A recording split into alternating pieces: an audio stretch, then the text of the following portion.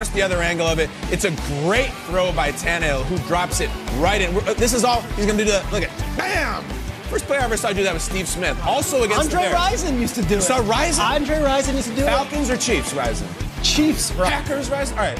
I remember Steve Smith doing it in the playoffs against the Bears. Maybe there was an homage to the Bears. Who knows? Rison, we love you.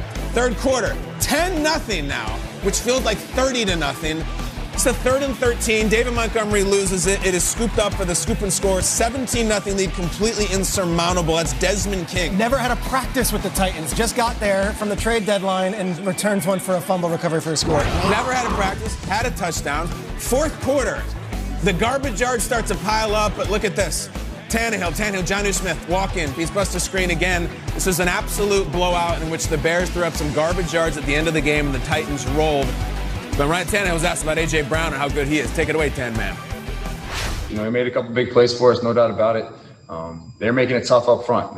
We knew coming in that they had a really good front, and they did a good job for the whole game. So we knew we had to make some plays outside. We missed on some close opportunities and just didn't finish on enough plays. But, you know, A.J. was huge in making those plays downfield for us.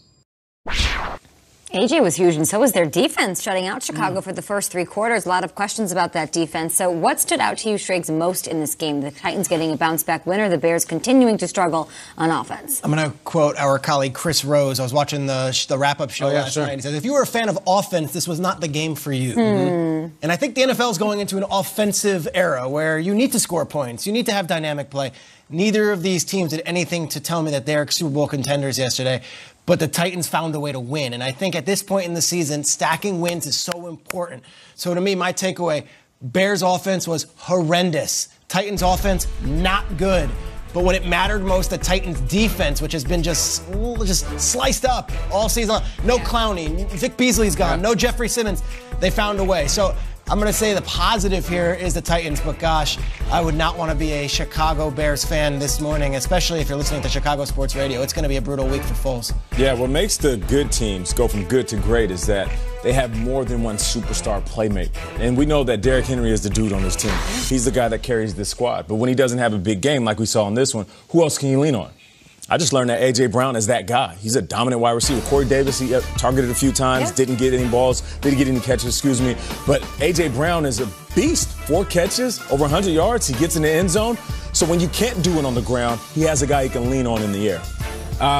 If you're a Bears fan, you're going to need to bite a stick right now so you don't swallow your tongue. This is the Bears' possessions to start the game. Don't tell me. Here we go. Give it to me. Turnover on downs.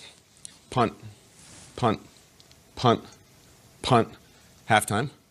Punt. Halftime was nice. Fumble. Halftime was really nice. You know what halftime, speaking of halftime, Chicago Bears, Walter Payton, Gabe Sayers. You know who the leading rusher was for the Bears at halftime? Who? Barkevius Mingo, who plays linebacker, who was on the special teams. Great name, great had player. a fake punt. Daniel Radcliffe, who plays Harry Potter, once named his fantasy team after Barkevius Mingo. I love Mingo. He is not exactly in the Matt Forte or Walter Payton, even though he's wearing Singletary's 50. Guys, this is the leading rush. This is the longest rush they had. It's absolutely apoplectic right now on offense, and all the move is from Matt Nagy, a born play caller who cut his teeth on play calling. Give it up. There's a million of these brilliant assistants they got there, whether it's Flip or Laser, Ragone, all these guys. Give it up. Matt Nagy says, I will do anything to fix this. I think you got to try it, because it ain't Trubisky. Trubisky's banged up. It is Foles till the cows come home. Oh, boy. Got to give it up. Were you thinking at any point maybe we give Tyler Bray a shot here? I'm not kidding. Just yesterday, the way that it was going so badly all game, I know it's not Trubisky, but Tyler Bray's been in the system. Did you even think, hey, maybe? No. I've covered Kyler Bray a lot because I've called Bears preseason games. He's usually not even dressed. No, I wasn't. I think it's Foles, and I think you can pull Foles from Nagy's cold, dead hands. I really do. I hope the Titans can build upon this. Like, their maligned defense, they didn't have Jadeveon Clowney. All of a sudden, they get Desmond King. They let go of Vic Beasley. They made some changes. Do you think they can build off of this, even though it was an anemic Chicago offense? Yeah, if Jeffrey Simmons comes back and Clowney steps up, but, like, they're paying Clowney, I think, $20 million. Simmons looked good. Landry? Paying Vic Beasley, $8 million. Like, these guys have not been there. So, huge win for them. And maybe an emotional lift for the Titans. They need it. That AFC is loaded. Speaking of loaded AFC. The Raiders. Let's go, man. CC Sabathia, if you're watching. What up, CC? What up? Early Minivan. East Coast Raiders games, and it comes right down to the end, as it always does. Let's go third quarter. Derek Carr Touchdown to Darren Waller. Great catch. This is after Nelson Aguilar had a great touchdown score earlier. But this is the game. 3rd and goal for everything. What's the call? Touchdown! Touchdown! Oh, wait, this is the Chargers, guys. It's not that easy. Don't do it. Wasn't even close. Isaiah Johnson actually knocks this thing out. It's a drop. It is an incomplete. Anthony Lynn's Chargers find a way to lose yet again, but I'm going to say the Raiders found a way to win. Unbelievable game. We'll talk about it in just a bit. All right, let's go to the NFC North matchup, Lions-Vikings. Let Dalvin cook. I know you're at home like, cook what, Nate? Cook defenses, all right? He's coming off a career game, over 200 yards, 4 TDs last week. And watch this. He catches the ball, whoop, makes a guy miss. He gets up. He's just making it look easy. He's dominating defense. These are guys getting paid millions of dollars, and he's embarrassing them. You know when a guy's smiling like that, you know he's in the zone. All right, 4th quarter now. Let's give it to Dalvin. Okay, they're just trying to make some plays for him in the offense. No! Kyle. He breaks free. A 70-yard run. Oh, my goodness. Hey, you know the Lions had 10 guys in the field for that play? Yep.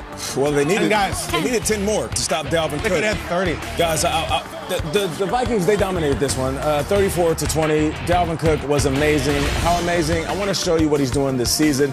Just check this out. Rush yards, 858. He's first. Rush yards per game, 122. He's first. Rush TDs, he has 12. He's first. Looks like he's going after every record for running backs. He's coming after Kyle Brandt's rushing title. We do that. What do we call that segment? Off to the races. Off to the races. Derrick Henry's been leading it. Dalvin Cook. He's played 2 less games than all these guys.